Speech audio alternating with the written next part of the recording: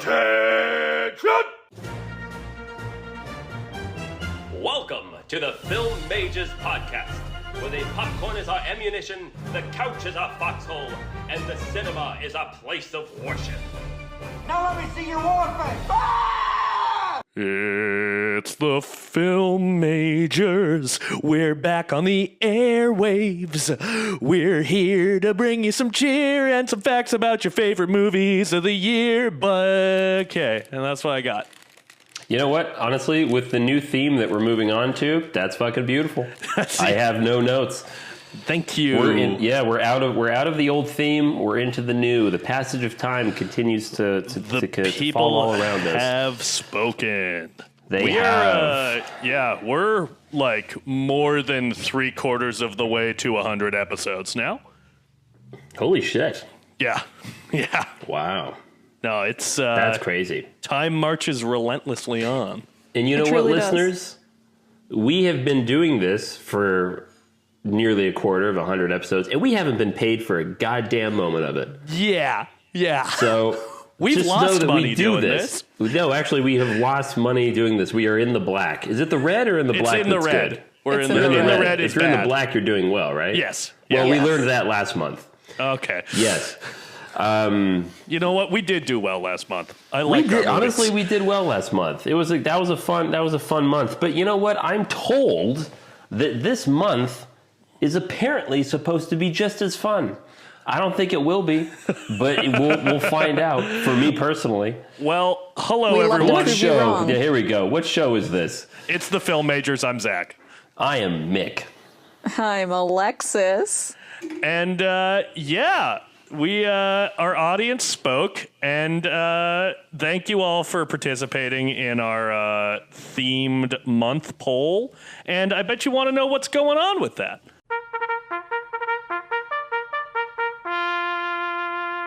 Nice. Thank you. Yes, it is. The votes are in, and we are doing a musical march. Mick's really happy about it. He was pushing for this one pretty hard. Listeners, look, you probably know the deal. I don't like musicals. I don't do it. I don't seek them out. I do not go out of my way to watch them. In fact, I would even go as far as to say I actively avoid them if I can help it. However, the one thing I believe more in than the power of emoting without the use of song is the power of democracy.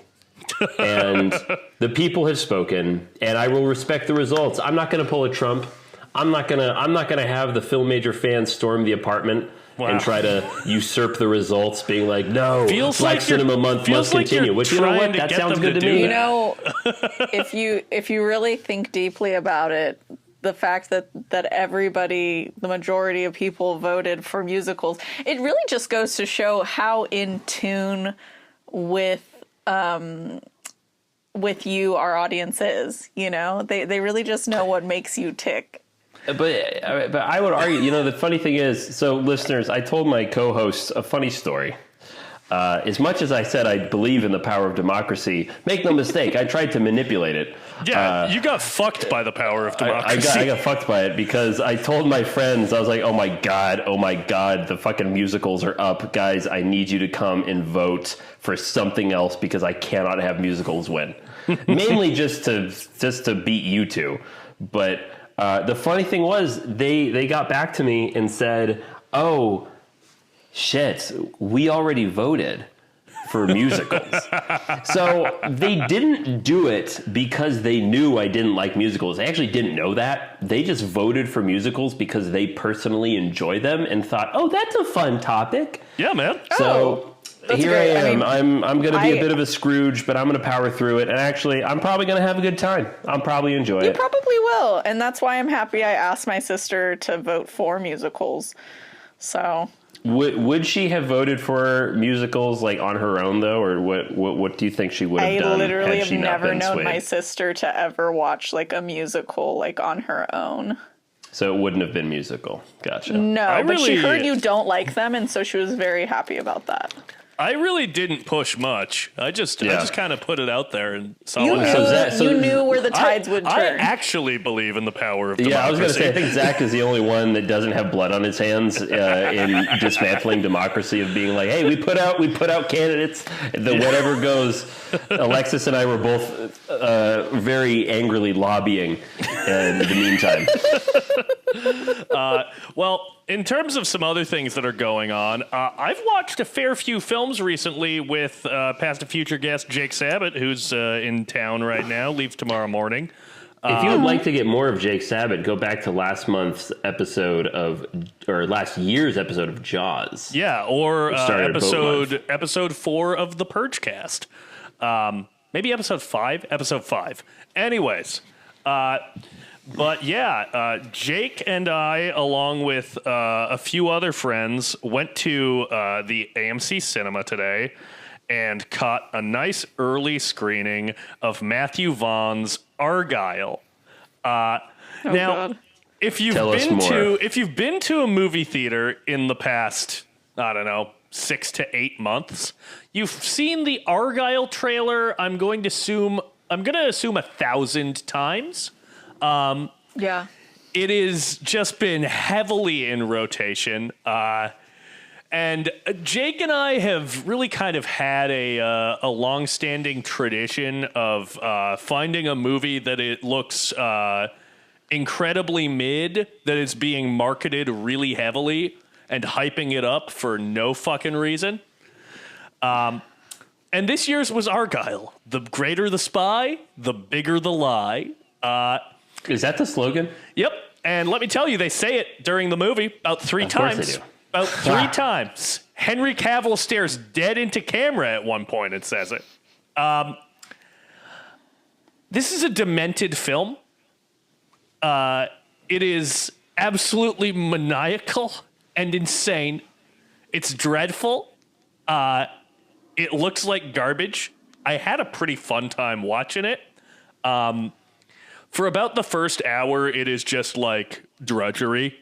Like it's just to be clear, I'm not recommending you go see this movie. Don't. But if you're a fucking like masochist like me, then the first hour is like not even kind of fun bad. It is just a slog. The last hour and 15 is insane. If you like twists, not good twists, but if you just like a cornucopia of twists, if you like a movie to have a twist about every 6 to 10 minutes, Argylle's the movie for you. They can pack so many twists in that baby. It doesn't matter if they make sense. They got them, and you love them. Yeah, it's basically Twister. It's a game of Twister. It would have been an appropriate name for that movie. Wait, so can I ask something? Please. Okay, I'm always down to talk about Alexis, Argylle. The greater the spy, the greater the lie. I hope you're okay, but I'm going to ask a question of Zach that will be spoiling the movie Argylle. And so listeners, if you really give a shit about Argylle, maybe skip ahead by about a minute or two in this episode. But Zach, please tell us, or please tell me, who is the real Agent Argylle? Now, Mick, you might think that after seeing Argylle, I would have a clearer sense of that. Are you serious? I would argue that if anything, I am more confused about who the real Agent Argylle is than when I went into that fucking movie. I'm not even joking. Like, there's an answer, kinda. And then there's a post-credits scene that really leaves me scratching my head. Spoiler alert, it's kind of in the Kingsman universe-ish, but also isn't. Oh, God. It's like it is and it isn't, and it makes no fucking sense. It's... I just... Wow. It's baffling. It's I didn't expect it to be that convoluted. I thought it was just going to be a dumb twist. Oh, no, it's like... I mean, it's a dumb twist in the sense that, like, you can't fucking track them. It's also kind of Bryce Dallas Howard. She's also kind of the real Agent Argylle. In a lot of ways, the real Agent Argyle was the friends we made along the way. There it is. Can I read one of the reviews from Letterboxd about it? Please. Who's this coming in from? Yeah, who's the poster? Don't know. Their name is Sophie. They gave it 1 star, and they said, "Guy sitting next to me leaned over and told me this was the best movie he has ever seen. Say a prayer for him tonight." Yeah, that was me. I think all of our thoughts go out to him. Yeah. I'm hoping that they were saying that ironically. No, I meant it. I loved it. God. Yeah, it's an insane film. I also saw Aquaman and the Lost Kingdom on its... Oh, is that out now? Yeah, it's on its HBO Max debut. Nice. How was that? Better than Argyle. Wow. I kind of respect Aquaman and the Lost Kingdom as a sequel because, like, so many sequels now are like, okay, here we go. We're going to make a sequel to this successful blockbuster, and the sequel is going to serve to set up 3 more sequels and 2 spin-offs and a TV show. But because the DC universe had completely fucking collapsed at this point, Aquaman didn't have to do any of that. So Aquaman and the Lost Kingdom is kind of like, hey, you remember that movie Aquaman? We did that again. And there's something kind of delightfully old school about that. It's not great, but it's kind of fun. If you liked Aquaman, you'll probably like Aquaman and the Lost Kingdom. What if you didn't like Aquaman? Then you will not like Aquaman and the Lost Kingdom. Okay. What if you've never seen any of the Aquaman? Then you're fucking up. Okay.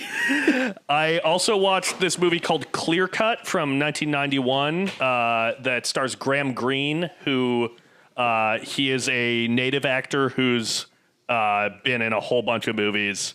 It's a pretty solid like suspense thriller that involves Native American guy, or sorry, an indigenous Canadian guy taking the foreman of a lumber mill captive along with the lawyer that represents his tribe. It's got kind of a like most dangerous gamey Deliverance type vibe.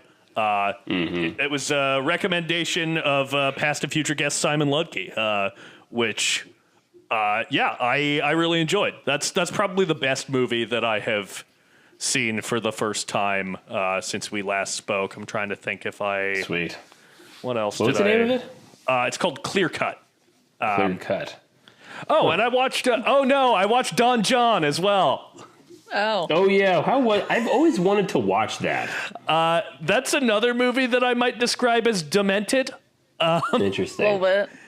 It is. I kind of respect that Joseph Gordon-Levitt was like, okay, I'm at the height of my star power. It's time to make my directorial debut. I'm going to write and direct a movie about how I'm a Guido who can't stop jacking off. So this is the one about him having porn addiction and Scarlett Johansson is his girlfriend, right? Yes, it's... Right. I would not say that it was good, but it was interesting. Alexis, have you seen it?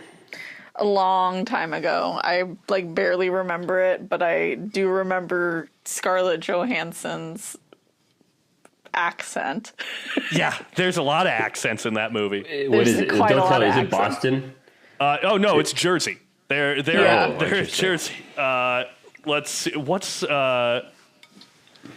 he has a mantra that's there's only a few things that I care about in this world.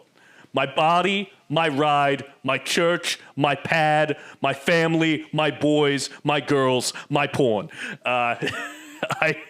It's too many themes.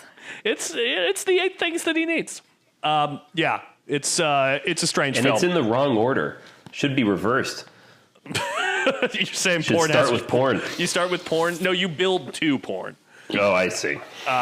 Anyway, saw Drive Away Dolls was the other one that I saw, and I understand that somebody else saw Drive Away Dolls. I did see Drive Away Dolls. That shit What'd was... you think, homie? What'd you think? That was wild. I took my sister to go see it. We had a good time. I wouldn't say it's a like a great fucking movie or anything, but it was fun. And like anything that has like dildos, hers and hers dildos as like a plot point, it just really, I think there's something very now about that, you know, like it's for us, for this generation. I just really enjoy knowing which Cohen is the silly Cohen now.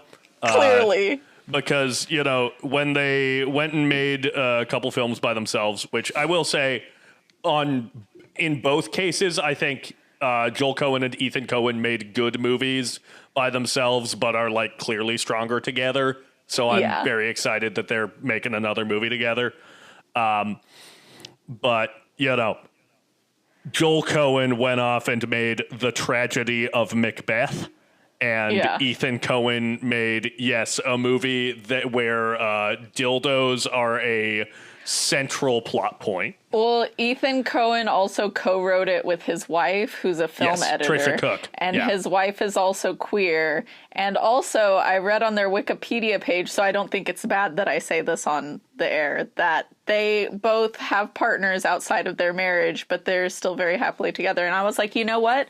That is the type of relationship we should bring into the 21st century. I love this for them. Groovy. Exactly. That reminds me that I heard recently of a term where if you enjoy different types of music, that you're polyamorous. And I just want to put that into I just want to put that out there into the zeitgeist. The devil. Yeah. Boo. Well, you know, okay. So when Miley Cyrus showed up randomly, that was fun. In general, there was some weird psychedelic shit going on in it. Didn't always make sense. It kind of felt like a film school movie at times with some of the editing choices for some reason. There's a couple. I think it was purposeful. I hope. I just have to say, I think that's my favorite Margaret Qualley performance. I've liked her in a lot of things, but I feel like this is the performance where I'm like, oh, okay, you're a movie star. You can seriously bring some fucking charisma to a movie and just take it over in a movie that has like some other famous people. I could not stop speaking in like a southern, like a Texas accent to my sister for like the entirety of our ride home after that. And I kept referring to her as buttersweet, sugar sweet. Yeah. So apparently this is the first film in a trilogy of films that they've written. Oh, cool. There's they're working on one that's shooting in Albuquerque, I believe, or somewhere. No, I saw a casting notice for this, so it's Albuquerque. They're shooting a sequel called Honey Don't, which has my former boss Aubrey Plaza in it. Oh, nice. So, dope. Yeah, I'm excited. Cool. I'm gonna have to watch that. I think that's fun.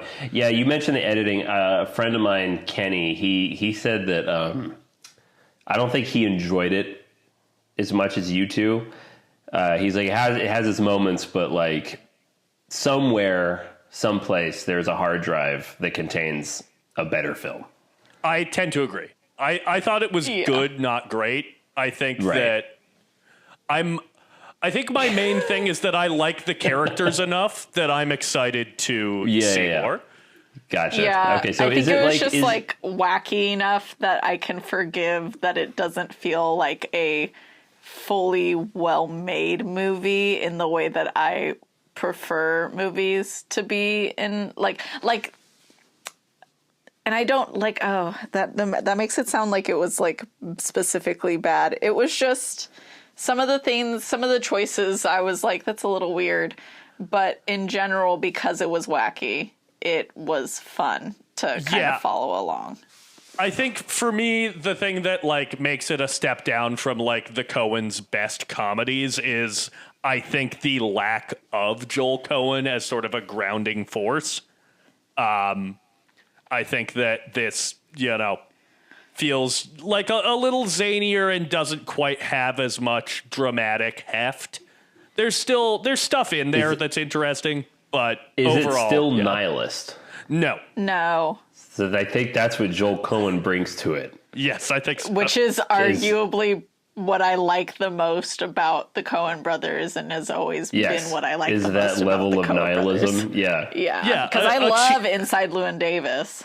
Oh, yeah, me too. But that's a bleak movie. But I mean, I think to make a different comparison, still using their work, one of my all-time favorite comedies is The Big Lebowski, a Coen brothers comedy. Yep. And I think partly what makes that movie so funny is just how goddamn depressing some of it is. Like, just the nihilism of that, it makes it even more hilarious. Yeah, there's a pointlessness to the proceedings. It's a cheerful nihilism. Right. Wait, Zach, the moment where Mick, cover your ears, the moment where the girl wakes up after they have sex that night, and then she's masturbating with the dildo. Yep. That shit took me out. It's so fucking funny. Okay. Oh man. Yeah. Yeah. So good. Mick, you should definitely check it out. Yeah. What have you been watching? Yeah, I haven't been seeing much. Here, I'm still on Zoom, right? You can still see me? Yeah. I can still see you. Okay, great. I haven't been seeing much, but I did right before I left for Joshua Tree. I went and saw a double feature with past and future guest Kristen Samito, where we saw this double feature at the New Beverly of these two kooky horror films from the 80s. And, kind of going off of Argyle, these were both probably the worst films I've seen in a while. So the first one was a movie called Time Walker, which I believe is from 1981. I want to say 82. It's from 82. Time Walker, which is basically about a mummy from outer space. Right? Sick. Cool. Sounds good. It sounds like a great premise, but oh my god, the editing was the editing choices were astounding to me. Like how this was allowed to happen. I gave it 1 star. It is a movie that is so bad at points it is good, but it is hard to get through. And then the second feature is called The Outing, which is basically about these a lamp is found, like a genie lamp. Okay. But something the movie teaches you is that the genie, that term where it gives you 3 wishes, is actually just a kind of watered down folklore that is originally based on the existence of a creature called a jinn. Jinn. Yeah. Which is a demonic entity. That DJINN? They say Jinn. Oh, so they're not even getting that right. No, they don't get that right. It's Jinn in the film.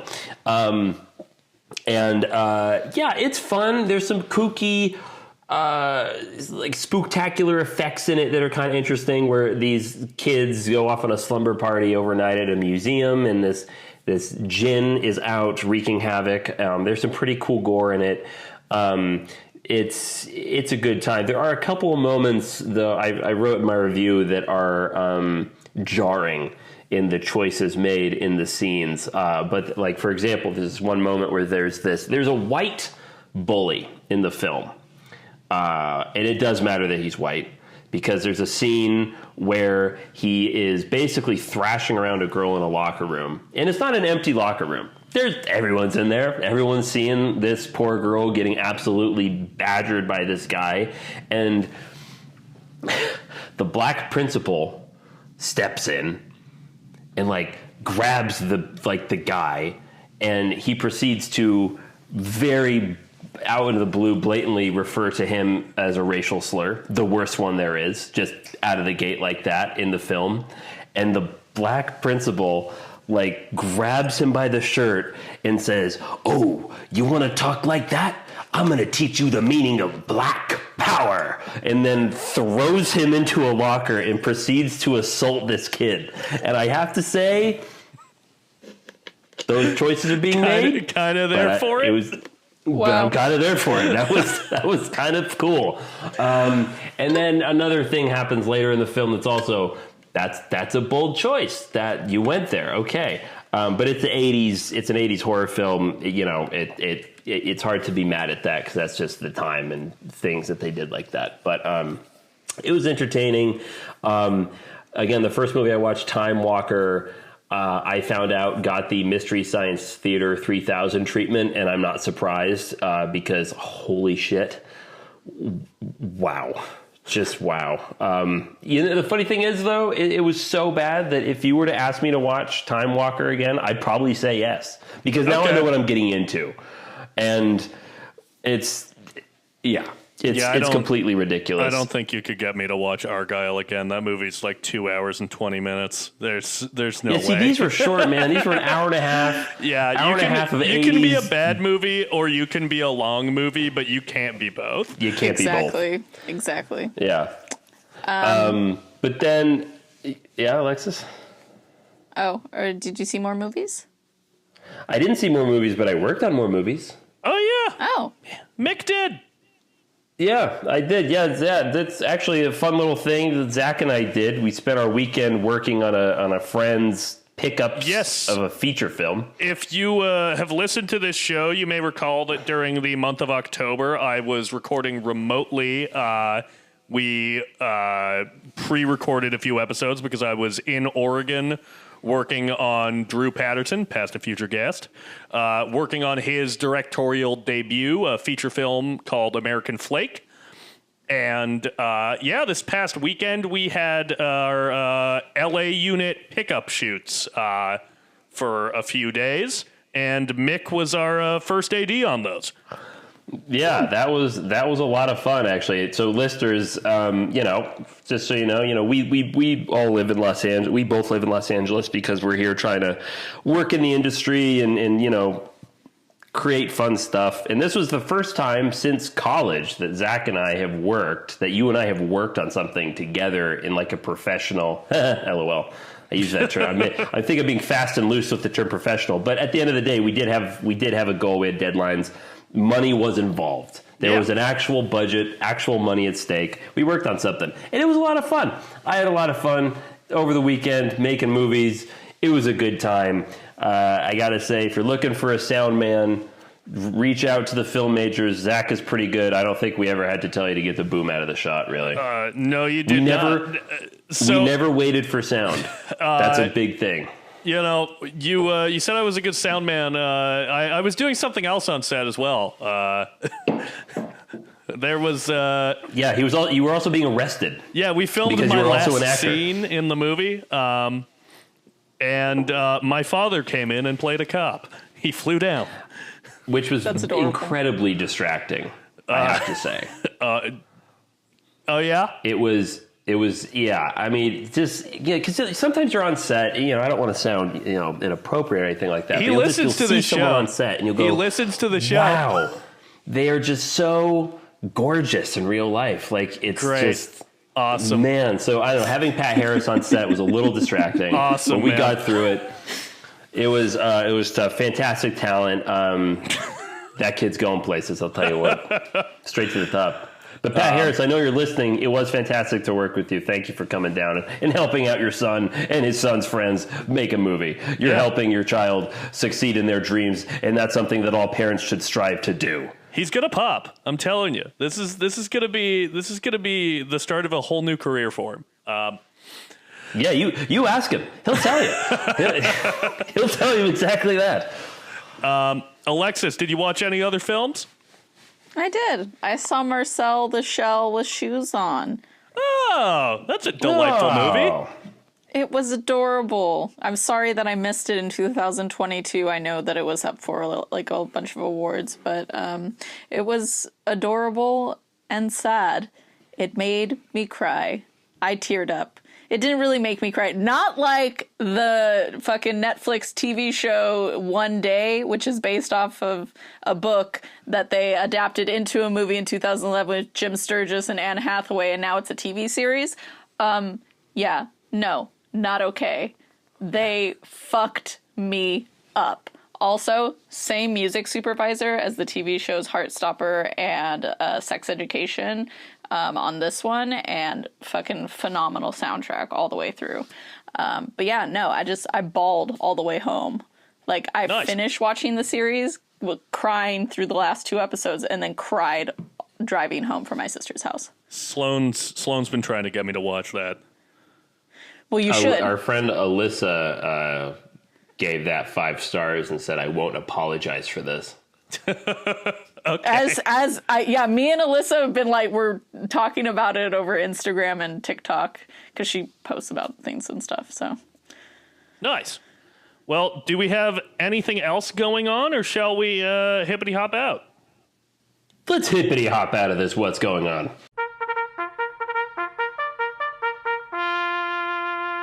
It's like a flaccid strap-on that you can maim for fun. Awesome. Cool. Well, we're back in it. We're back. We're out of what's going on, and we're back into in our first big topic of musical March. Musical March. It is here. Oh my god. Okay, so actually, before we get into the big topic, and before we get into today's film, I would just like to hear from the both of you. I would like an explanation.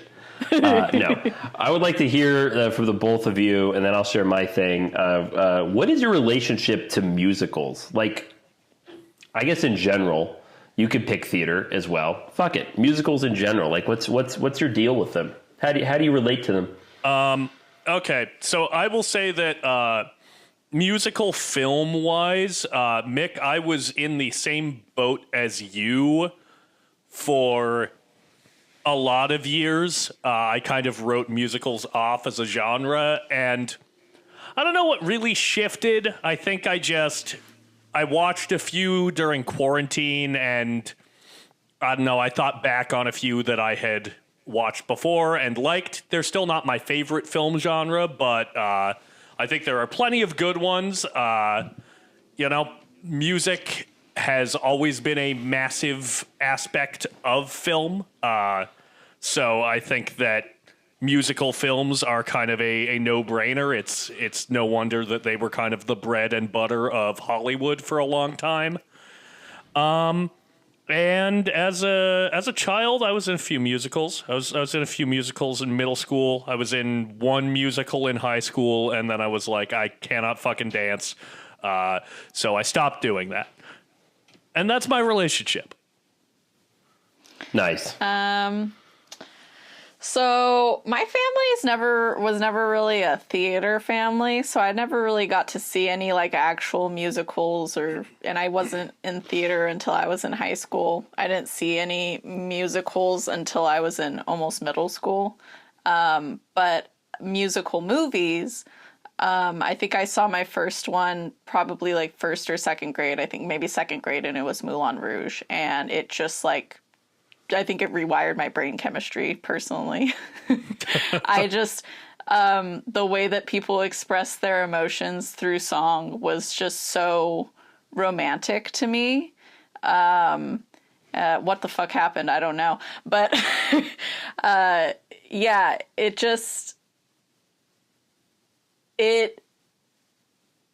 the musical movies just spoke to me in a way that movies hadn't really necessarily. I don't know.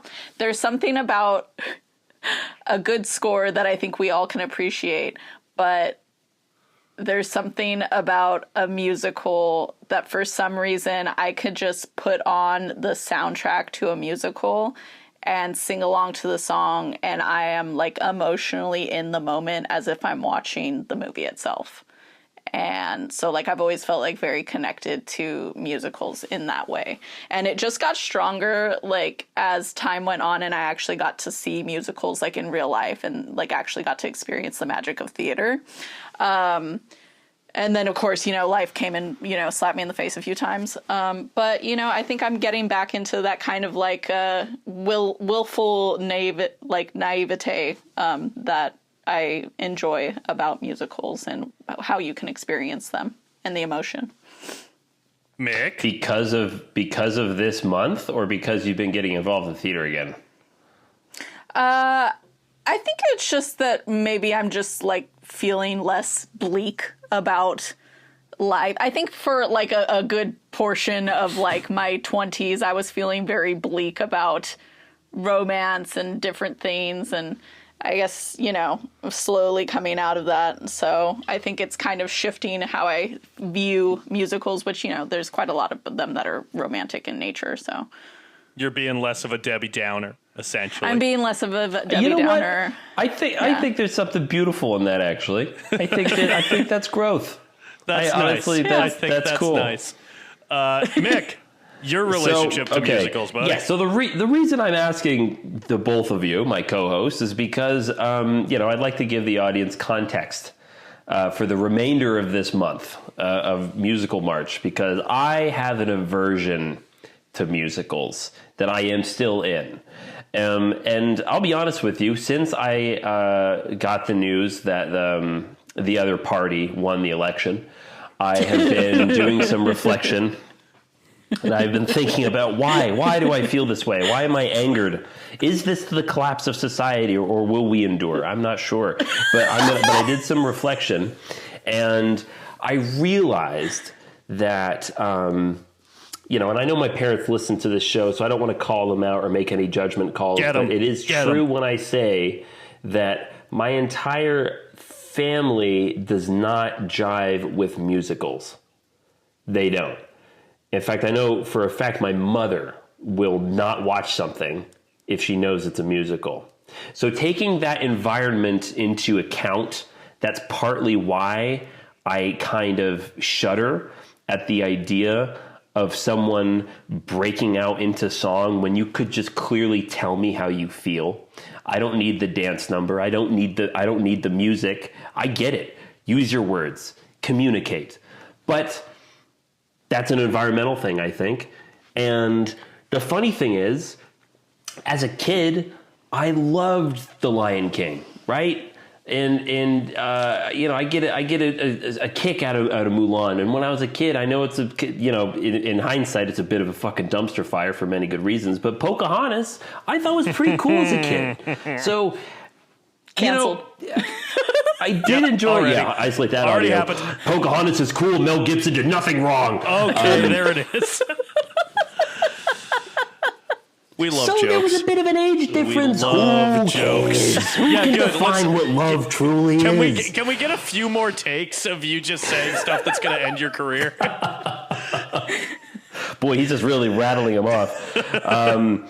Yes, so maybe it's a bit of like, okay, well, maybe in my mind, musicals work better as a cartoon for kids, and then when you try to apply it to live action, which is something that I guess as a kid I equated to adult life, perhaps it didn't make the jump as much.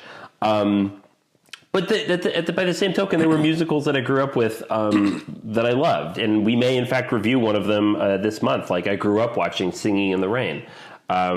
With Gene Kelly, fantastic. I still love that movie. I grew up watching Chitty Chitty Bang Bang with Dick Van Dyke. I love that movie. It has cars and trains and blimps and boats and everything in it. It's great.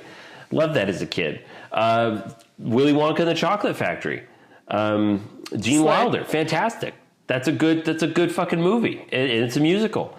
So really, I don't know what it is about me now that I tend to just really actively avoid them. But you know what, listeners, for this upcoming month, this is going to be you are going to be experiencing exposure therapy live. This is going to be interesting for me. There's going to be a lot of self-reflection happening. There's going to be a lot of, you know, clenching my fist through the pain or learning new things. I don't know. But you know what? I will admit. You know what? I am excited. I think you will soon find yourself in the throes of passion and clenching your fists for an entirely different reason. But funnily enough, I actually think it's interesting that you were saying that you couldn't figure out why people would just like burst into song. Because when I was 19 and I had like my first boyfriend, like when I got into college and I like kind of fell in love for the first time, I very specifically had this journal entry where I wrote down like, I think I finally understand why people burst into song in musicals. Like, I think I get it now. Oh, That's cute. wow.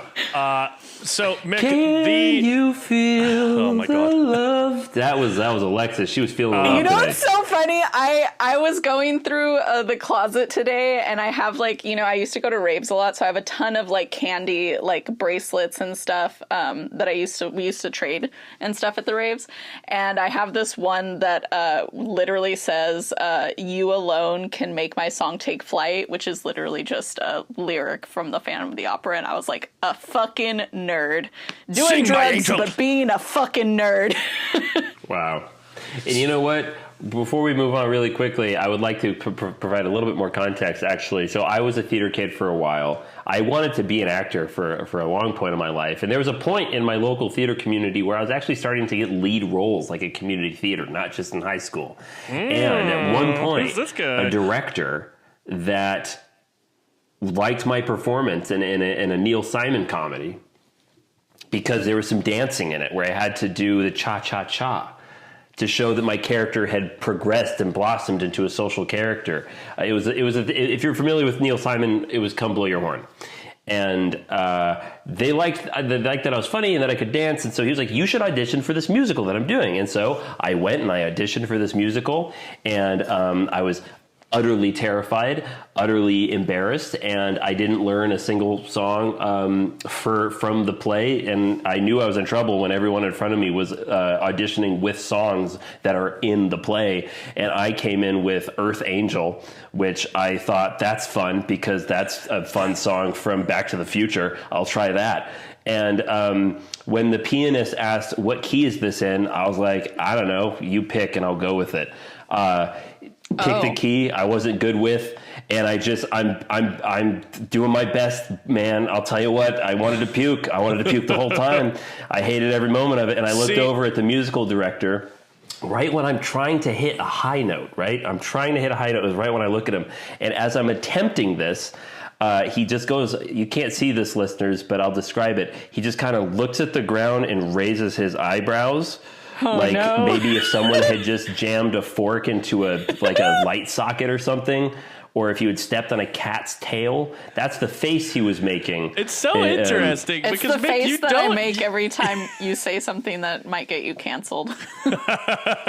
Yes, exactly. Well, the interesting thing about that is you don't have a bad voice. It sounds like you just picked a bad song. Like, listeners, you've heard he Mick needed sing to have on been this in a podcast. proper key. Yeah. Well, that's the thing, is like I had been so confident in my acting that I had never once been like, oh, but can you do it and sing? Like, that was totally new to me. And so I was terrified. And so I had zero confidence. I was terrified. I completely bombed. It remains. And I know other actors that are listening to this that have bombed auditions will know that that is one of the most naked, embarrassing, low experiences you can have. And I honestly think that might play a little bit into my aversion to musicals, because I'm like, man, fuck those things. They're stupid. Duh. I have noticed, like, when I was doing my theater productions for the past few months, that I don't really have a problem with, like, feeling stage fright. But when I used to do opera workshop, oh my God, it was like every time I went on stage, I felt like I was gonna fucking throw up. There's just something different about, like, having to sing in front of people while you're acting, because it's like, you can have confidence in your acting, but what if you don't hit the note right? You know? Yeah, there's no faking that shit. Yeah, there's no faking that, you know. If the duet or the trio is off, your harmonies are off. It's This is fucked so up. interesting because, like, I was never like, I wasn't a good dancer and I couldn't read music, but I never really got stage fright. I mean, I just didn't. I don't know. I think I'm just a narcissist. I think I just love attention too much. I didn't get nervous singing in front of people. I liked it. I liked it too. But I never had really bad stage fright. I had it a couple times. In fact, there was a while where I found that if I wasn't nervous, I wouldn't perform as well. On nights where I was nervous, it meant I had adrenaline, which means I could perform better. But, to Alexis's point, you're doing a dramatic play or a comedy, you flub a line, the audience isn't going to notice. Or if you don't get to your mark that you rehearsed, the audience isn't going to notice. If you don't hit that high note in a song, oh my God, they're going to remember that shit. Everybody notices, yeah. Everybody notices. So that's terrifying. In fact, I was in choir in community college, and I had to do a solo once. And I'm standing in front of the rest of the choir. And this is honestly, I've never said this before, but this is kind of why I like the movie Elvis so much, is because Elvis was so nervous his legs were shaking that he just incorporated it into his dance. When I sang solo, my leg was vibrating so violently that the woman sitting in the front row looked at me and mouthed, "It's okay. It's okay." Oh my God. You know what else, though, is terrifying is the fact that, especially when you're having to do a song that's going to involve the ensemble, or you're doing a duet or something, unless you know that your partner or whoever's in it with you is on their shit, there's a chance that they might fuck up, which is going to fuck you up too. So it's you really got to go into it and just, you put your whole fucking pussy into that shit, but might be fucked up anyways, Yeah. Yeah, I mean, that's the thing. And not only not only you have to sing, but you have to dance. You have to remember this very, very important choreography because it goes exactly to the music. And usually if it's choreography, you're doing it with other dancers and singers, which leads us into, I think, our big topic. I think we should just use this as our big topic. We're pretty Really? deep. You don't want to talk about choreography? Because we could just go into the film. I love choreography. I've never had to do it. I love the idea of it, and I'm very happy I've never had to do it. I would be down to save that for perhaps another episode this month. Okay. Just because we're pretty deep in it already. We're almost an hour in. But yeah, I mean, honestly, speaking of choreography, that is a good lead into the film that we're talking about today. A film directed by a choreographer, Mr. Bob Fosse's Cabaret. Cabaret stars Liza Minnelli, as well as Michael York, I believe. And it is a 1972 film. I will read the description right now. In Berlin in 1931, American cabaret singer Sally Bowles, Liza Minnelli, meets British academic Brian Roberts, Michael York, who is finishing his university studies. Despite Brian's confusion over his sexuality, the pair become lovers, but the arrival of the wealthy and decadent playboy Maximilian von Hyn, Helmut Grimm, complicates matters for them both. This love triangle plays out against the rise of the Nazi Party and the collapse of the Weimar Republic. So let's just go around. Alexis, what's your relationship to Cabaret? I thought about this while I was watching the movie, and I, for the life of me, cannot quite remember when I saw this movie for the first time, but I know it was sometime in my early 20s. I kind of want to say maybe the first year I was in film school, so maybe when I was 24, but it could have been a little before that. But I very specifically knew a few of the songs, and I had seen clips of the movie on YouTube for years. I was very into the Money, Money, Money, that one. I love that. I watched that video dozens of times before I even ever saw the movie. And yeah, that's pretty much it. Yeah. I weirdly, Mick talked about how Chitty Chitty Bang Bang and Singing in the Rain were in rotation for him as a kid quite a bit. Cabaret was in rotation for me in like middle school quite a bit. I think I watched it at my grandparents' house for the first time. And yeah, just like I liked this movie. Edwin, my brother, also liked this movie quite a bit. And yeah, I hadn't watched it in a number of years. But yeah, I can see why we liked it so much. I think this is a pretty phenomenal film. Mickey Boy. Yeah, so this was a first time watch for me. I've heard of it for a long time, been very familiar with Cabaret. Weirdly, I know my father is a big fan of this film. In fact, he even texted me when he listened to our last episode saying, "Oh, you guys are doing Cabaret? Oh my God, I'm so excited for you. It's a great movie." So I had never even seen, I don't even think I've ever seen clips of this film, to be honest with you. I didn't know what it was about. I just knew that it was a Bob Fosse film.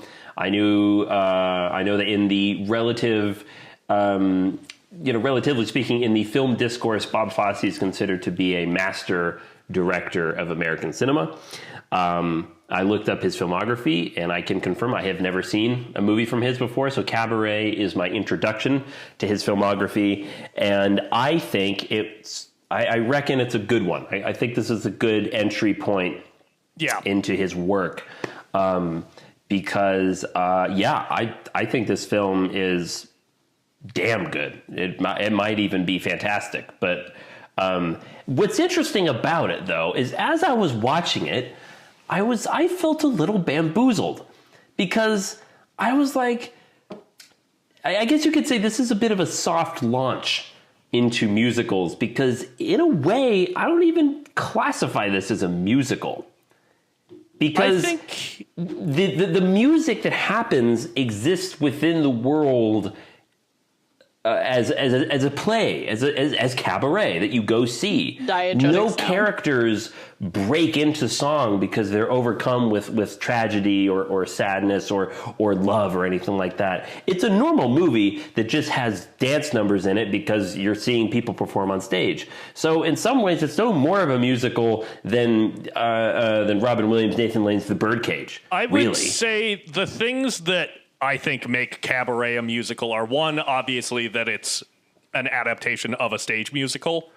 But also that the songs are original to the movie and exist within the narrative, even though they are like within the framework of the Kit Kat Club, the cabaret that Sally works at. The songs do exist to express something about the characters' emotional states that maybe we're not explicitly getting, or express something about the state of the world they're existing in, or in one case depicting the rise of fascism in one of the most fucking chilling scenes I've ever seen in a movie. Holy shit, Tomorrow Belongs to Me is a scary fucking scene. That scene is incredible. In fact, I thought the way that they photographed that. So what you're referring to, Zach, if you haven't seen this movie, Tomorrow Belongs to Me is about it's a beer hall. It's like an outdoor beer hall. This is kind of like towards going into the third act of the film. I feel like it's kind of around the midpoint almost. So midpoint of the film where these characters go to this beer hall. It's a lovely summer's afternoon in the countryside of Austria, Bavaria, Germany area, and a Hitler Youth is singing, beautifully singing Tomorrow Belongs to Me, and one by one the audience joins in with this Nazi singing. And the way they shot it was straight out of a Leni Riefenstahl film. Yeah. I mean, it was almost like they watched... obviously, they watched Leni Riefenstahl films and saw exactly how they were capturing the angles, the looking up at him. I mean, the thing is that as you're watching it, you're like, this is fucking powerful and epic, but it's frightening. Yeah, because of what it is. You get those couple of shots of the one old man who's not standing up and joining the crowd. and he's just kind of looking on in horror. I think Bob Fosse's just like, he's so versatile in how he shoots his musical numbers. I was noticing this in the Kit Kat Club scenes as well. He never does the same thing when shooting a number. Like, there are scenes where there's a lot more editing. You're still getting all of the movement of the dancers in the club, but like you're getting more different angles and close-ups and stuff. And then there's numbers like I think it's what's the number? Two Ladies, maybe? Two Ladies. it might be that one where he just kind of hangs out in a wide for a while. Like he knows what each one needs to enhance the music and what it's giving you. Yeah, if I may, I gotta say, there's a lot to appreciate in this film. But if I had to pick the MVP, if I had to pick the star of the movie, it's the editing. The editing, particularly with the cabaret sequences, are incredible. I don't think I've seen an editor work in time with choreography as well anywhere, really. I think this might be some of the best, because watching the dance, the musical numbers and the dance was mesmerizing. Especially the beginning, where the Master of Ceremonies, played terrifically by Joel Grey, he's so good. Leave your troubles at the door, which plays a lot into kind of the fucked up shit that happens later. It's kind of an ironic statement considering the last fucking shot of the film. But leave your troubles at the door. And you get a lot of women that look kind of masculine, that are in this very heavy makeup, and you get lots of men that are in drag, and they're doing this this hip thing that's going forward. As I'm watching it, I'm like, this is fantastic. The way the choreography moves to this beat, and it feels like the editing is going to that same beat. And Zach, what you're mentioning of there are so many, it's not like they shoot this in coverage, or if they did, they must have had damn near 20 to 30 setups per dance number, which would make sense because it's probably so heavily rehearsed and performed. That's why it's so perfect. But I'm going to drive you crazy right now, Zach, because the reason that I really liked the dance numbers in this is kind of what made me realize why I really like the dance numbers and musical numbers in Baz Luhrmann films. Is because, oh my God, he's the most impatient editor in the world. Fuck off. Bob Fosse when it comes to musical has such numbers, a sense of rhythm as an editor. Oh my God. I completely disagree. When it comes to Baz Luhrmann stuff, partly why I like his flashy music and dance beats is because, as I've said on the show, I can't imagine working on a Baz Luhrmann film because there are so many different angles and there are so many setups. It must take so long to shoot it. And with this film, I would imagine that Baz Luhrmann must be a huge Bob Fosse fan, because I think he tries to emulate the way Bob Fosse does it, which is if you're doing a dance number, the way the choreography flows, I know that for this one moment, when when they're doing the slap number with the Bavarian folks, where they're just slapping, and meanwhile you get this violent intercutting to one of the club owners getting beaten by a bunch of Hitler Youths. You get this one shot from the top where you just see a line of Bavarian dancers and the Master of Ceremonies just flying down, slap, slap, slap, slap, slap, slap, slap, slap, slap.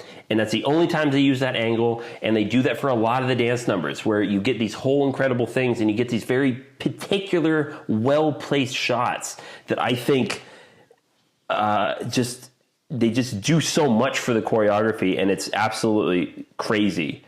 And I think, again, after I watched it, I was like, yeah, I think Baz Luhrmann, I think he's trying to emulate Bob Fosse.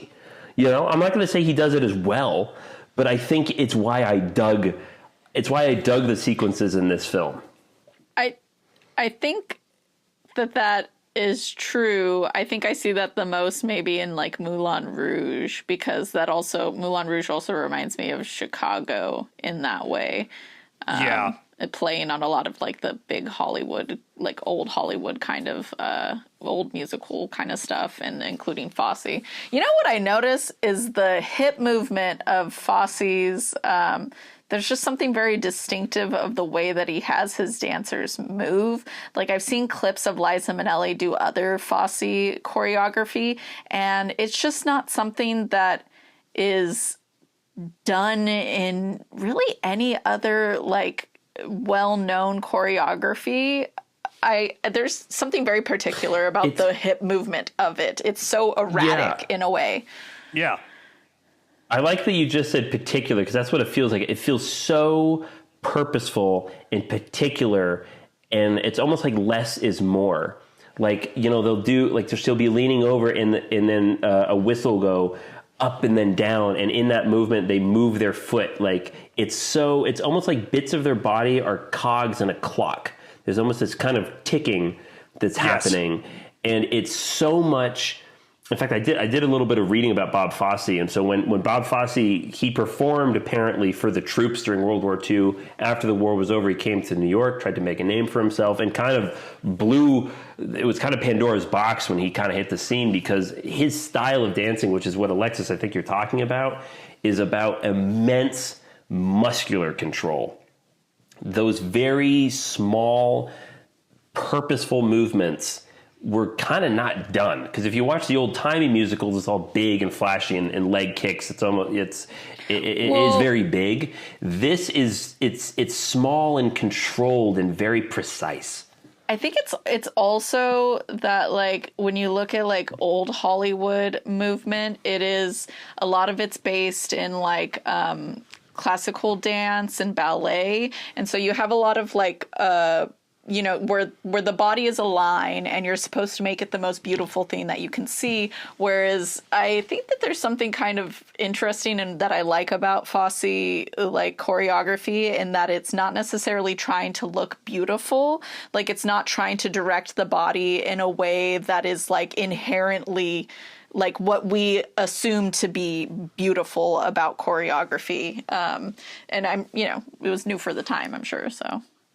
Yeah, a perfect example of that is when they're all on the chairs and people are literally just laying on their stomach and they're just like tapping the ground. Like, so you look at that from a wide and it's like, that's not graceful, that's not beautiful. But the way, again, coming back to the angle placement and the cutting, the way they edit the film, when they're just laying on their stomachs and they're just kind of slooped over these chairs on stage and they're patting their hands on the stage, it just fits. It flows.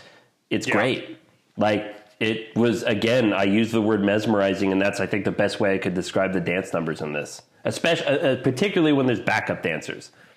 Yeah. I think the other, like, great thing about both the, like, musical numbers and the club in this movie, and honestly the, like, central relationship between Brian and Sally and the love triangle happening, is that the central relationship kind of functions in the same way that the club scenes do, which is it's like flashy and entertaining and distracts you as an audience member from what you should really be paying attention to in the movie, which is the rise of the Nazis, because it's interesting how they kind of just take over the narrative at a certain point. Like, this movie is sort of a, like, intimate character drama about these two people until Tomorrow Belongs with You, and then it's much more about the rise of fascism. I really like how it's structured. Yeah, Go ahead, Alexis.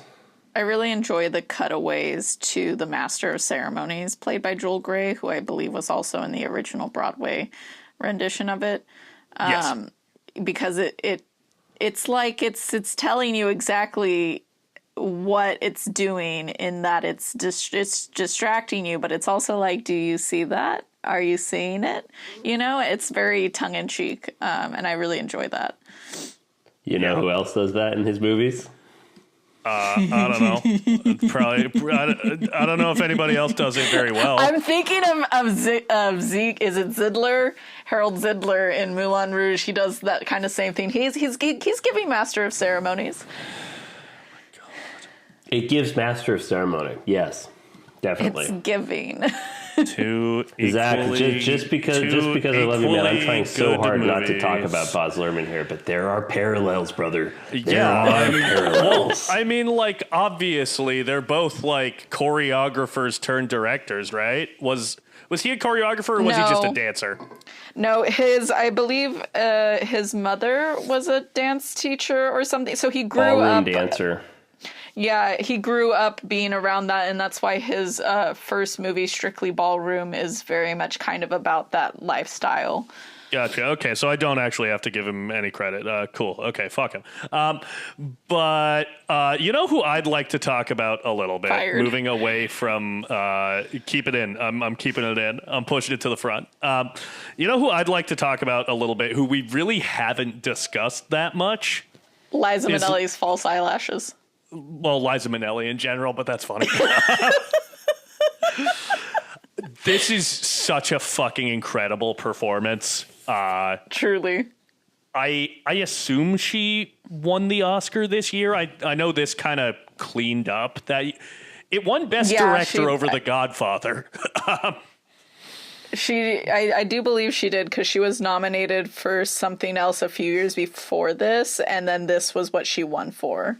I mean, very deserved. I think she's just like a really specific kind of narcissist that I just find this to be like such an honest performance to, like, not just performers, but like narcissistic people in general, because she is like fun to be around and like does think that she cares about people, but her need for attention and validation and love is just like so overwhelming and all-consuming that like that always comes first. Like the And early it's like- conversation where she asks Brian about himself and he gets a couple of words in and then she just goes off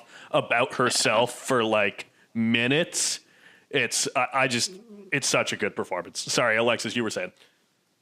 Oh yeah, no, it hurts a lot, because it's like you can see the moments where she's like, she's not getting that validation or that love, or at least not feeling it in the way that she needs it, and she immediately thereafter like starts to self-sabotage. And also the way that she reinforces like the narrative for herself that she's created in her mind. Like when she wants people to see her a certain way, you can hear her say the exact same lines that she's said before. It's hard to watch her. It is. I think the other thing that's hard to watch is like what you're talking about, where she'll sort of come up with these fictions about like, oh, her dad, the diplomat, he comes back to see her whenever he can, and that's clearly not the case. He blows her off in like later in the movie, and then she's at a party with Maximilian and his like wealthy friends, and you hear her talk about how close her and her father are again. But there's just this like inherent vulnerability to Liza Minnelli as a performer. Like you can always tell exactly what she's feeling. So She's when got the she is biggest lying, fucking eyes, dude. yeah, she massive, incredibly expressive eyes. Mm-hmm. So when she is telling a lie, you never believe her. You never, like, even if we didn't have that information as the audience, like on the first time where she talks about her dad, you kind of know it's bullshit because you can like see right through her. And I think that's like simultaneously what makes Sally kind of the star of the Kit Kat Club, because you see her numbers and they're so like raw and emotional. Like maybe this time and Cabaret, her final number, it's like it's all out there. And also, holy fucking shit, what a voice! Oh my god. Yeah, Liza Minnelli is. So what was funny here for me is this was the first time I had ever seen her in anything when she doesn't have acute vertigo in Arrested Development. I've literally never seen Liza Minnelli in anything other than Arrested Development. So this was interesting for me. And I found out, I did not know this, but she's considered a gay icon. Oh yeah. I didn't know that. Like, you she's didn't watch revered. Sex She's in the one of City the queen. number 2. There we go. She's a revered diva of the gays, which is cool. I mean, she seems befitting of that crown. These type of roles were kind of what pushed her there. Yeah. What's kind of cool is, you know, who she really reminded me of is a young Liza Minnelli reminded me a lot of a young Shirley MacLaine, of this completely vulnerable, beautiful, kind of hapless ingenue of a woman that just wears her emotion on her sleeve, really. That's really what it reminded me of, because I think in terms of a performance, I think Liza Minnelli fucking steals this film. Yeah, it's her movie. Do you know that there was definitely a moment where I saw her on screen and I immediately was just like, oh, there's Judy Garland. There's moments where like I see her and I'm just like, yep, there's her mom.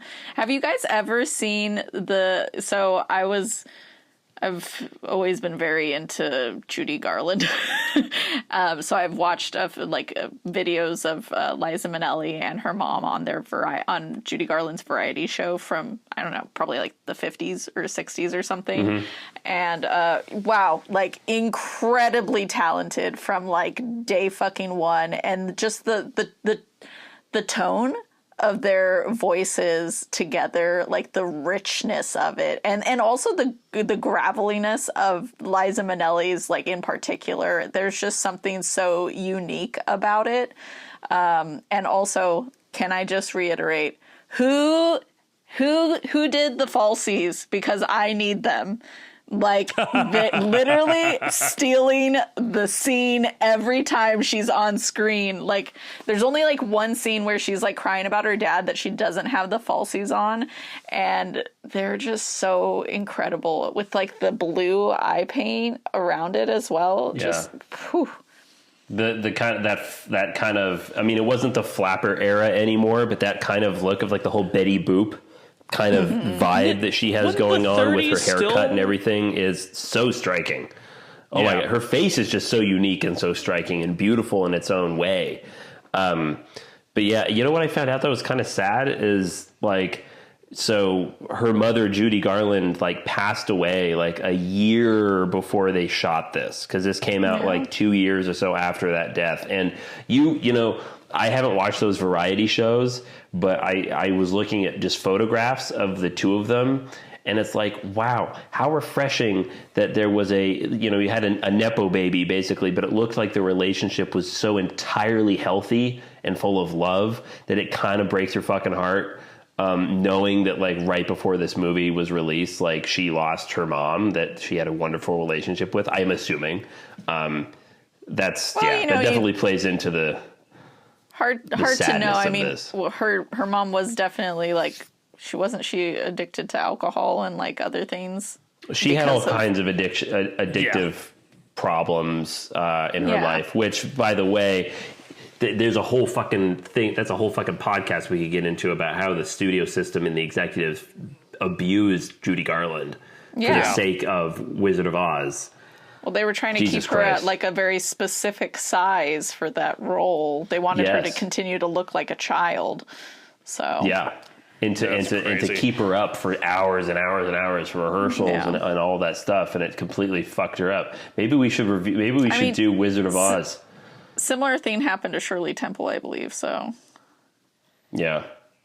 So I think. Anyways, what to pivot back to the movie a little bit, one other aspect that I think is very impressive for a musical, which I think it's fair to say we kind of like view this genre as more often than not kind of fluff. Like, obviously there are dramatic musicals, but I think that Mick, would it be fair to say that that's how you perceive musicals? Yes. Yeah. I think that this musical, like this is a movie with a like pretty deep view of what led to the rise of fascism. Like oftentimes in, World War II movies or, movies about that involve the Nazis, you don't really get that aspect of like, oh, this happened. This was able to rise in a liberal democracy because of capitalist fears of communism. Like that was part of why the Nazis were thought to be a useful tool by the Weimar Republic, was because of liberal fears of communism. There's that saying, scratch a liberal and a fascist bleeds. Like this movie gets into that with one of the first victims of the brown shirts that you see being the dead communist in the street, and in Maximilian, who is not involved with the Nazis but is a like wealthy baron and is like, the Nazis, we can control them, we're going to use them to get rid of the communists. And then you get Tomorrow Belongs to Me and Brian's great line, still think you can control them. I think that this is like a pretty stark and like well thought out and like chilling look at the rise of fascism in a way that like very few movies period are. I would agree with that. Like, it's such a unique look into, really, you think about it, this movie is all about occupation. Because you start with, again, the master of ceremonies, as I mentioned, saying, leave your troubles at the door. And the final shot, the last shot and the first shot are bookends. They mirror each other. You're looking into this kind of fragmented, distorted mirror. You get the reflection of the master of ceremonies where he says that. And then you finish the film where you get the same shot into this distorted mirror and the camera pans and you just see all of these brown shirts with the red sleeve of the swastika, where literally the trouble is no longer being left at the door. It is inside and now owns this space. Yeah, and it has taken over. And something that you mentioned, that which is kind of interesting, how the musical numbers, they mirror that. They show that progression throughout the film. Like, again, when you get that club owner who kicked out that brown shirt for passing out fascist propaganda in the form of flyers, and then later his buddies bring him out and are in a very vicious montage of quick cutting back and forth while he's getting beaten up. You get the Bavarian number, which was kind of disturbing and unsettling to watch. Yeah. It's very brash. That plays into, you're just seeing that progression. And then, as you mentioned, that scene with the communists that's like dead in the streets. The whole thing, everything's melting. It's all being corroded. And the complicity of, the entertainers as like, we're the bright, shiny thing. We're waving this one hand so you don't see what we're doing with the other, It is interesting to note, like, how often that comes up in musicals. Like, it happens in Moulin Rouge, when they're trying to, delude the Duke. It happens in Chicago during Razzle Dazzle, where Billy's talking about how he's going to trick the jury, by basically showing them a sleight of hand. It just in general, it's always interesting to see how spectacle is used to, obviously distract, but also control people.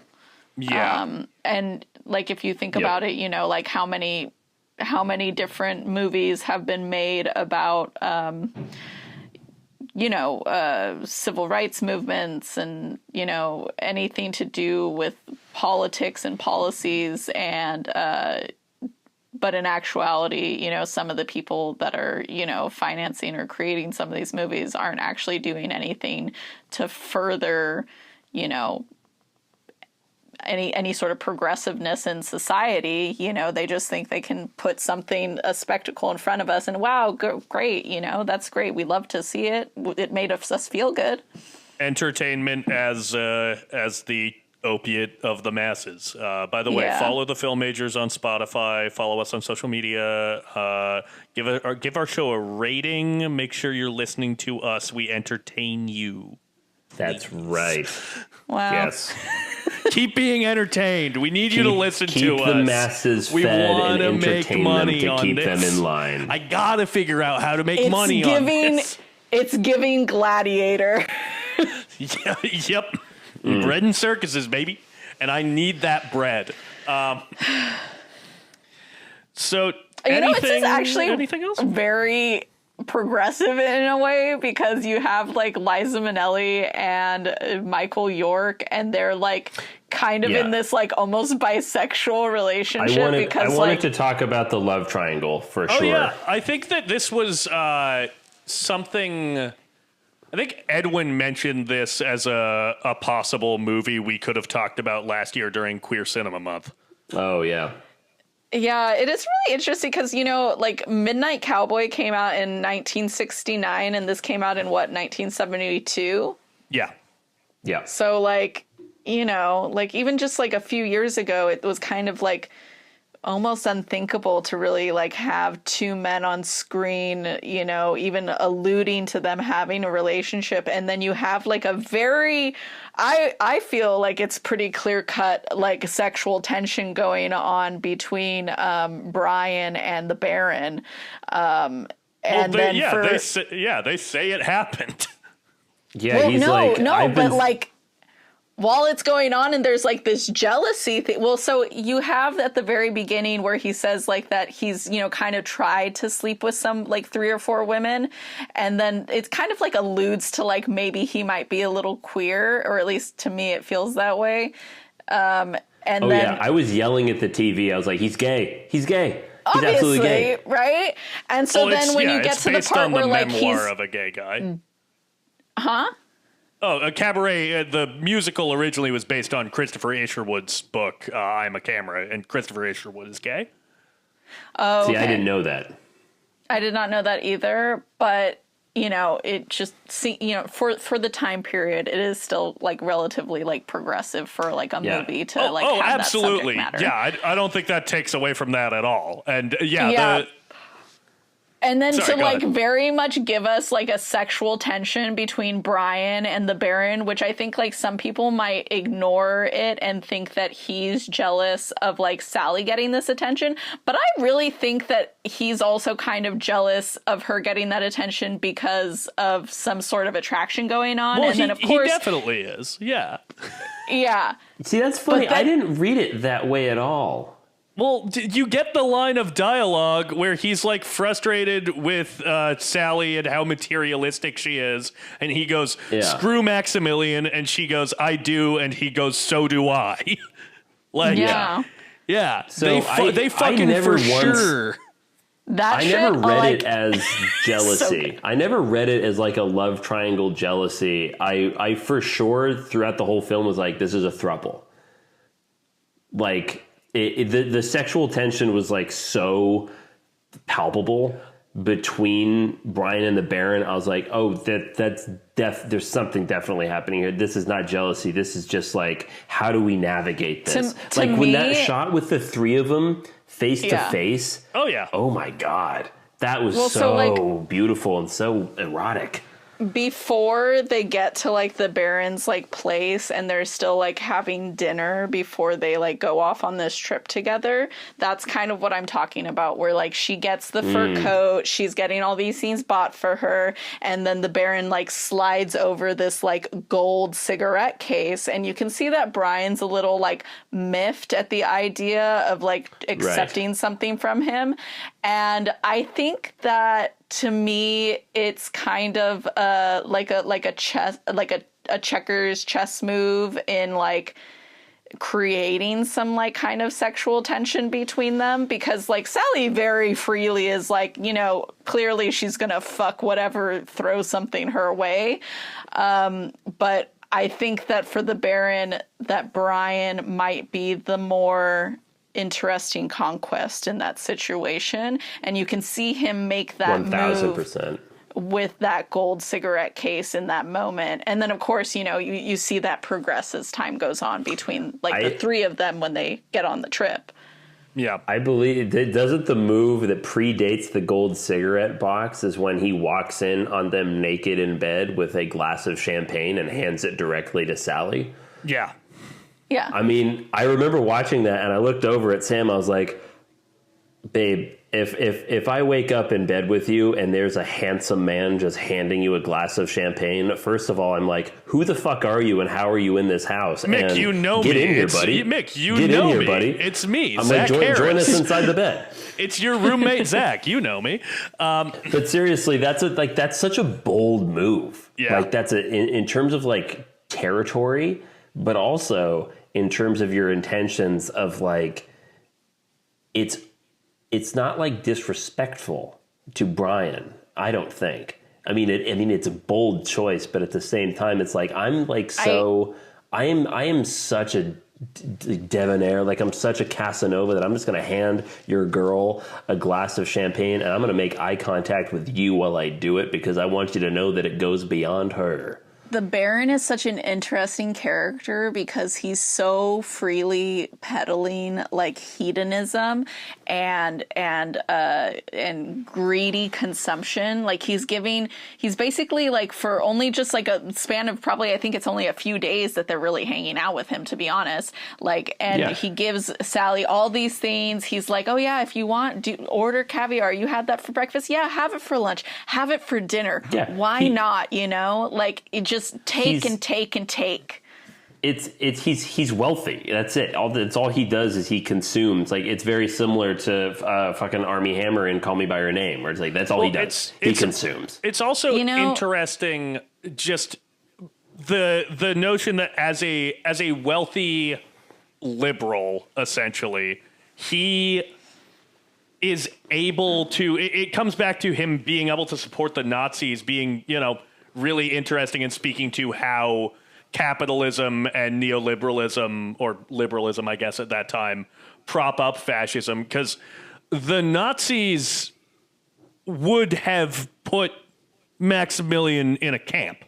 Like, he's having gay sex. Yeah. But he can deal with that, like conflict of interest because the Nazis help his, financial position in, rooting out communists. It's very interesting. I think the fact that he is, at least that he's bisexual, adds another layer to that. Yeah, he's a delusional, optimistic. He's a lib. What's the word that I'm trying to opportunist, really. Yeah. That's the kind of person that the Baron is. But I want to talk briefly about who is it? I want to talk about Natalia and Fritz. Mm-hmm. Which is kind of like this other relationship happening. So Fritz is a Jewish man who is hiding in the open. I forget what he claims himself to be. Protestant. Protestant, right. So he's a Jew in hiding in plain sight, and he is falling madly in love with this rich heiress Natalie, who is a Jew, and she isn't hiding it. She's just a wealthy, beautiful Jewish woman, and you have this kind of side story between it where Natalie isn't really feeling Fritz, really, and Fritz is just so overcome with love for her that it's all consuming for him, and she's so beautiful, and I kiss her, and people like my kisses. You know, I've kissed the Americans, I've kissed the French, and I've kissed the Italians. They all love my kisses, but Natalie, she's not feeling it. I like that bit where he's talking to Brian about that. Like she doesn't dig the kiss. I can feel it. The kiss isn't there, Jerry. The kiss is not there. He's also, like starting out in this relationship being like, I want a gold dig here. She's rich. Yeah. If I don't care if this woman who you're also tutoring in English is ugly. I heard she has fucking money. Let's get together. And then like he really does start falling for her. And he lets his hair out and goes, God damn it. Falling in love with you wasn't part of the plan. I was hoping he'd say that. But I don't find that part of the story as compelling. I don't think it's integrated. And I read that that's like that's from the original book, I think, or the original play, but I think it's from the original book. Like that storyline that most plays will leave out. But Bob Fosse wanted to keep that in because it speaks to the themes of anti-Semitism and fascism. Because at one point, Natalie has this dog, and this poor dog is literally, its dead body is hurled at the door. Mm-hmm. And I think we now know why Zach picked this film. Mm-hmm. Gotcha, fucker. Mm-hmm. Gotcha, fucker. There was Mick. I would just like to tell you that Zach received a very upsetting text message from me that was, I forgot the fucking dog died. You are a villain. And you are, Zach. You are a villain. What did I respond with? You just fucking sent me a happy face. You fucking dick. Okay. But first, Zach, can you read the text that I sent you when I watched Cabaret? What did Mick am I going to get more angry? Watching Cabaret and they killed the dog. Good pick, Zach. Got her ass. Mitchie, turn away. Don't look at them. They don't deserve to see your beautiful face. How dare you look at my dog in the corner, okay? You don't deserve her sweet eyes even feasting upon you, okay? You guys are the worst. Why? How? I have to say, Alexis, to make myself seem even more shallow, I love like trying to engage in this kind of pseudo-intellectual discourse that we're attempting on this show. But really, why I brought up the Natalie and Fritz storyline here was just so that we could get to that. I knew it. Talked about I it fucking knew it. Well, I have a very early wake up tomorrow, so I think we should start to wrap things up. Are there any final points we have on Cabaret other than how funny it is that I made Alexis watch a movie where a dog dies again?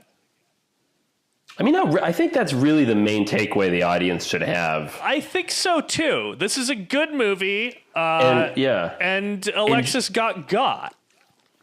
You know what, yeah, Zach? and as I know how to make you suffer, and I will gladly do so. Do it, bet you won't. Oh, I will. Mm-hmm. All right. Well, I feel like that's as good a spot as any to get to next week's film. Who wants to go next week? We've got a little more breathing room this month. We've got 5 movies. So, Alexis, do you have a pick for next week? I was kind of going in between 2 themes. I think I even created a list for this. Let me see here. I think I want you guys to chime in on this, but Dreamgirls, Little Shop of Horrors, I've seen both of those. Little Shop. I've never seen The Wiz. Little Shop. Let's do Little Shop. Little Shop of Horrors. Okay, I do love that movie. It's good. It's so good. I was talking to my dad about this Yeah, we should definitely talk about that. God, but and I this will really be wanted great. to watch Dreamgirls. Okay, Well, Alexis, it's fine. I'll we've watch got Dreamgirls it's a long month. So yeah, You know what's funny? I haven't seen that movie since I was a kid. This will be interesting to revisit. Oh my God, I love the songs in this one. It's so good. Okay, so next week we will be talking about Frank Oz's 1986 musical horror comedy, Little Shop of Horrors. You can rent it wherever you rent your movies, or you can be like me and you can own it on Blu-ray with the original director's cut ending, which we will talk about. Can I watch it while I'm in town? Fucking please do. I love this movie. I love this movie so much. I saw this on stage a few times as a kid. This is a fucking great musical. Okay. Excellent. Well, that's where you can find Little Shop of Horrors. It stars, as you said, Rick Moranis, as well as Steve Martin and Ellen Green. And yeah, if you want to find us, the Film Majors, on social media, you can find us at Film Majors Pod on Instagram, Threads, Blue Sky, and TikTok. And if you want to reach out to us via email, you can email us at filmmajorspod@gmail.com. And with that, let's tippity tap our way off stage.